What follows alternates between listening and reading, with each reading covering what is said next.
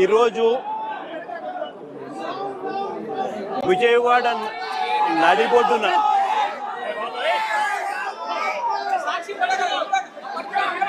విజయవాడ నడిబొడ్డున అంటే రాష్ట్రానికి హెడ్ క్వార్టర్స్, ఇక్కడ నుంచి కూతవేటు దూరంలోనే ముఖ్యమంత్రి గారి నివాసం,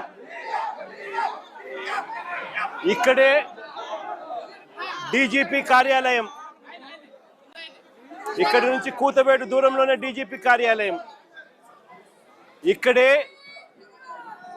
విజయవాడలోనే కమిషనరేట్, ఇక్కడే ఏసీబీ పరిధి, ఇదే పరిధిలోనే ఈ పోలీస్ స్టేషన్, ఇదే పోలీస్ స్టేషన్ పరిధిలోనే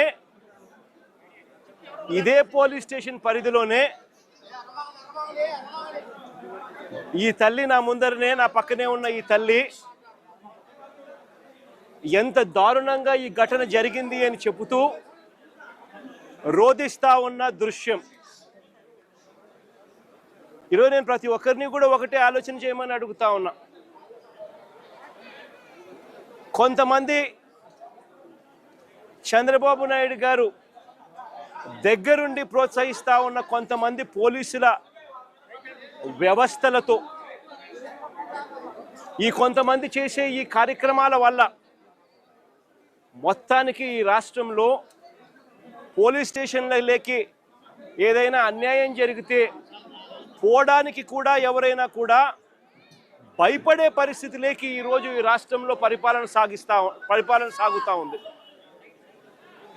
నేను అడుగుతా ఉన్నది ఒకటే, ఇదే పోలీస్ స్టేషన్ పరిధిలోనే, ఇదే పోలీస్ స్టేషన్ వేదికగా, ఈ పోలీస్ స్టేషన్ పరిధిలో ఉన్న ఏసీబీ కార్యాలయం, ఈ పోలీస్ స్టేషన్ పరిధిలోనే కమిషనరేట్ కార్యాలయం, అంటే సిపి, ఏసీపీ, పోలీస్ స్టేషన్లో ఉన్న సిఐ అందరూ కూడబలుక్కొని, డీజీపీ సైతం దీంట్లో ఇన్వాల్వ్ అయ్యి ఒకరినొకరు ఏ రకంగా ప్రొటెక్ట్ చేసుకుంటా వస్తూ ఉన్నారు, ఒకరినొకరు ఏ రకంగా వెనుకేసుకొని వస్తూ ఉన్నారు అని చెప్పడానికి నిదర్శనం ఇది. మే మాసంలోనే ఒక ఘటన కాదు, సాయిది ఒక ఘటన అయితే, రెండో ఘటన క్రాంతి కుమార్ అనే పిల్లాడిది, రెండో ఘటన సూసైడ్. ఈ సూసైడ్ ఒకసారి వినండి, చూడండి.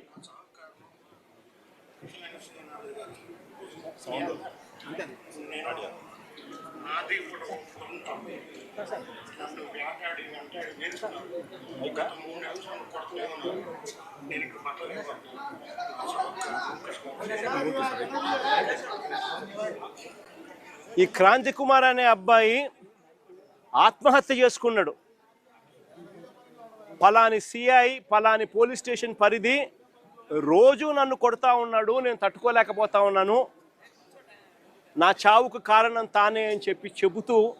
మరణ వాంగ్మూలం ఇస్తూ తాను ఆత్మహత్య చేసుకున్న పరిస్థితి. అది మే మాసంలోనే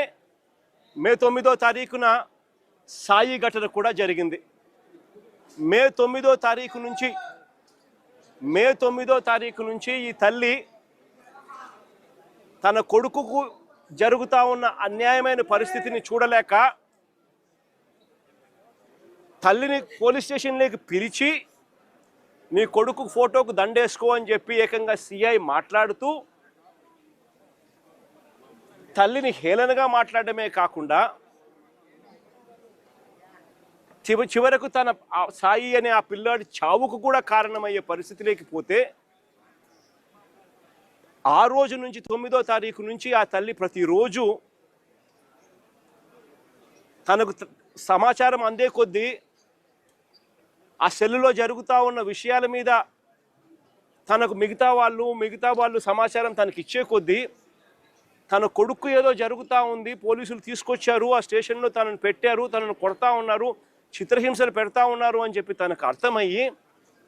అదే పోలీస్ స్టేషన్ పరిధిలోకి ఒకసారి కాదు, 2 సార్లు కాదు, 3 సార్లు కాదు, 4 సార్లు కాదు, ప్రతిరోజు ఆ తల్లి అక్కడికి వెళ్ళి నా కొడుకును నాకు చూపించండి అయ్యా, నా కొడుకును నాకు చూపించండి అయ్యా అని చెప్పి బాధపడతా ఉన్న పరిస్థితులు మన కళ్ళ ఎదుటే కనిపిస్తూ ఉంది. ఇది జరిగిన ఘటనను చూసుకొని ఈ తల్లితో పాటు ఆ అబ్బాయి చిన్నమ్మనేమ్మ లాయరు దుర్గమ్మ, ఆ లాయరు వాళ్ళిద్దరూ డీజీపీ ఆఫీస్కు వెళ్ళి ఆ దుర్గమ్మ అనే లాయర్ డీజీపీ ఆఫీస్కు వెళ్ళి రాతపూర్వకంగా ఇది జరుగుతూ ఉంది అని చెప్పి ఏకంగా కంప్లైంట్ ఇవ్వడం జరిగింది. కంప్లైంట్ ఇస్తే ఆ కంప్లైంట్ ఏమైంది, చివరికి చెత్తబుట్టలెక్కి డీజీపీకి కంప్లైంట్ ఇవ్వడం, డీజీపీ సిపికి పంపించడం, సిపి యాక్షన్ తీసుకోవాల్సింది పోగా సిపి ఏం చేస్తూ ఉన్నారు, తల్లి దగ్గరికి మిగతా వాళ్ళని పంపించి బేరం పెట్టించే కార్యక్రమం చేస్తూ ఉన్నారు. ఖచ్చితంగా ఏదో జరిగింది, నా కొడుకు ఏదో జరిగింది అని చెప్పి ఆ తల్లికి పూర్తిగా అర్థమై జూన్ 2వ తారీఖున హైకోర్టులో హీబియస్ కార్పస్ పిటిషన్ వేసి నా కొడుకును వీళ్ళు హత్య చేసినారు, నా కొడుకు కనిపించడం లేదు,